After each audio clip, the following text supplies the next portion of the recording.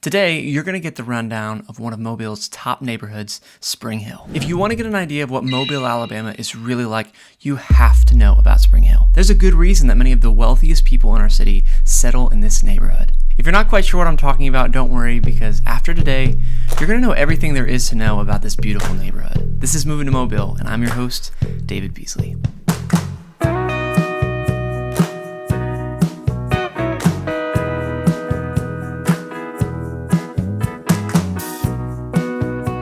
So if you currently live in Mobile, this video might benefit you more than you think. See, where you live matters, but it's not just about where you live, it's about all the areas surrounding where you live. I want to use a metaphor to explain what I mean more clearly. As a realtor, I'm often asked about homeowners association fees, or HOAs. Some of these can be very hated because of how intrusive they can be, but some of them actually have the homeowner's best interest in mind. For example, let's say your family decided to buy a home in a neighborhood with no HOA. For the first 15 years or so, this is no problem, but then you decide you want to move. Right about the same time, your next door neighbor might decide that they want to cover their house from head to toe in pink siding.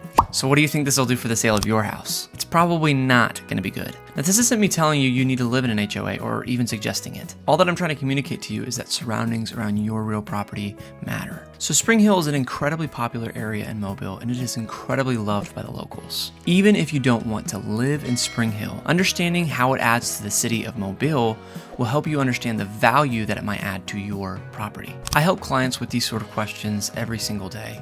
And while I absolutely love making these videos for you, my real passion is helping people buy and sell homes. Maybe you're looking to relocate to Mobile, or maybe you're a current resident looking to buy a home. Either way, I would love to hear from you. My number and email are in the description below.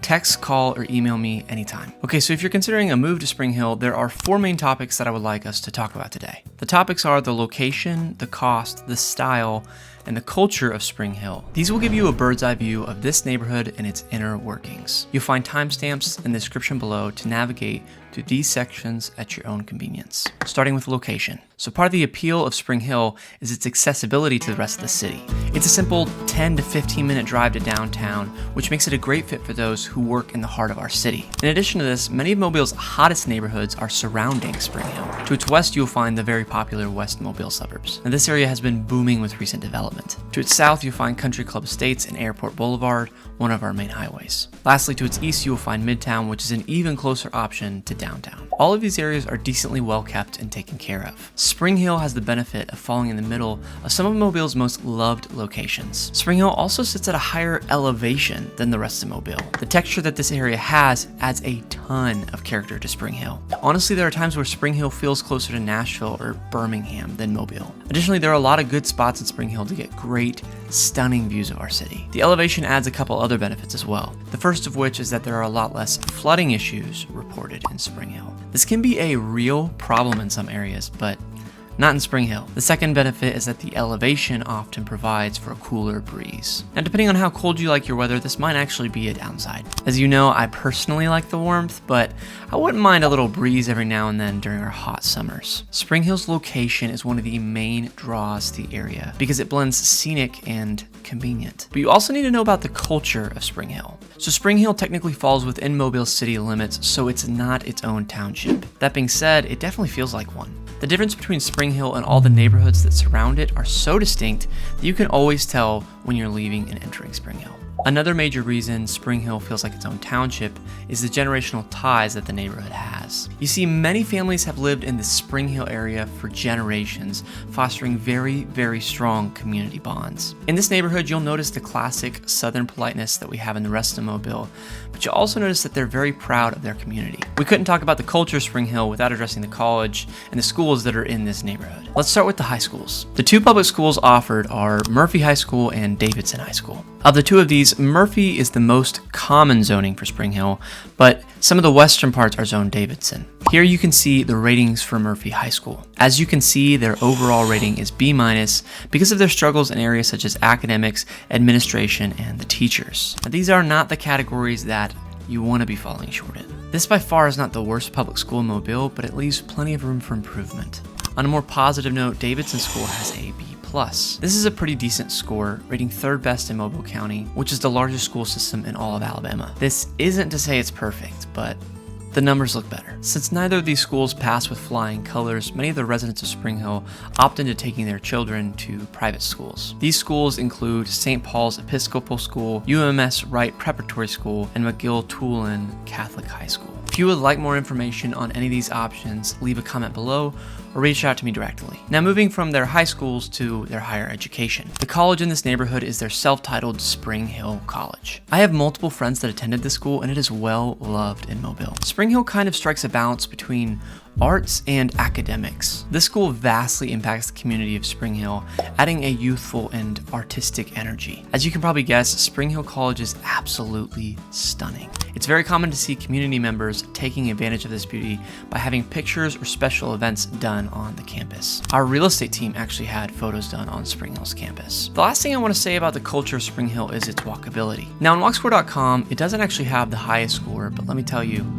the residents of Springhill do not care about this because there are people always out and about. This is really cool because it gives life and feeling to this little community. It's super common to see people walking their dogs because there's so many scenic trails and routes in the Springhill area. Even on the busiest roads in Springhill, people are still making good use of those sidewalks. The next thing we're going to talk about is the style of Springhill, but there's something else I want you to understand first. Springhill is a very historical area in our city. You see, the area was originally inhabited by an indigenous people group called the Muskogee. This word means creek. They were called this because of the fresh water springs that were once abundant here. In 1800, some of Mobile's wealthiest citizens started to settle here as an escape from the heat.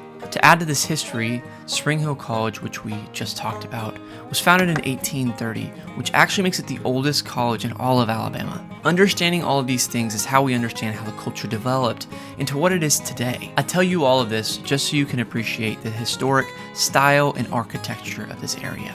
So the style of Springhill is very blended. It's a very unique area where multi-million-dollar mansions can be tucked right next to simple family homes. One of my favorite styles of homes is the antebellum or the Greek-style home. These homes often boast tall pillars and multiple stories. They feel historic and kind of powerful. So you'll see houses that pop on the market in Springhill that almost resemble the White House. Another popular architectural style you'll see pop up in Springhill is that of the Colonial Revival. This is a very 1830s style. This style is defined by brick siding with symmetrical front facades with large, elegant entryways and often tall ceilings. The best way you can think about these type of homes is like the big house in Home Alone. Next to both of these styles, you'll see plenty of modern homes and traditional Southern architecture. Now, accenting all of these different styles in Springhill, you'll find stone walls, iron gates, and beautiful oak trees. Putting all this together, you can begin to see why Springhill is such a beautiful and sought after neighborhood. Okay, so I know you might be imagining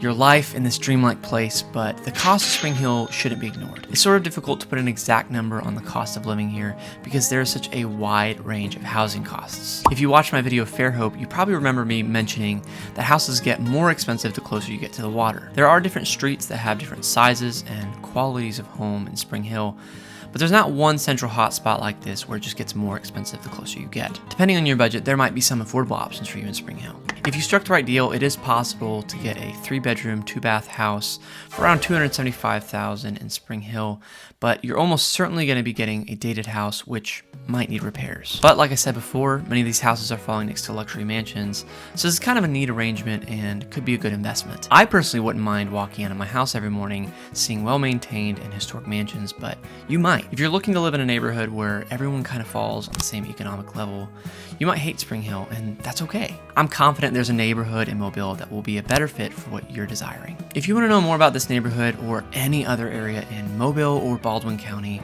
please reach out to me. I would love to schedule a call to see how my team and I can assist you on anything you might need moving to or from Mobile. We all know the most important part of any city is all the places there are to eat. So check out this video where I break down all the best restaurants that Mobile offers.